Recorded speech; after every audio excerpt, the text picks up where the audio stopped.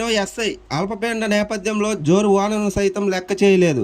ఫలితంగా నదిలో పడి మృతి చెందిన వ్యక్తి మృతదేహాన్ని వెలికి తీసేందుకు స్వయంగా తానే రంగంలోకి దిగారు. నది నుంచి మృతదేహాన్ని వెలికి తీసి భుజాలపై మోసుకొచ్చారు. పలువురి చేత సబాస్ అనిపించుకున్నారు. అతను మరెవరో కాదు, శ్రీకాకుళం జిల్లా ఇచ్చాపురం రూరల్ ఎస్ఐ శ్రీనివాస్. అల్పపీడనం కారణంగా కనీసం బయటకు వచ్చేందుకు ప్రజలు భయపడే తరుణమది. నదిలో పడి గుర్తు తెలియని వ్యక్తి మృతి చెందారని సమాచారం అందుకున్న ఎస్ఐ శ్రీనివాస్ ఘటనా స్థలికి చేరుకున్నారు. జోరు వానను సైతం లెక్క చేయకుండా నదిలో దిగి మృతదేహాన్ని వెలికితీసి ఒడ్డుపైకి ఎస్ఐ తీసుకొచ్చారు.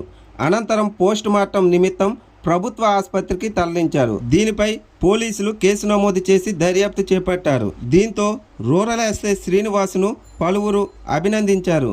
అంకిత భావంతో పనిచేసే ఎస్ఐకు తగిన గుర్తింపు లభిస్తుందని చెప్పారు.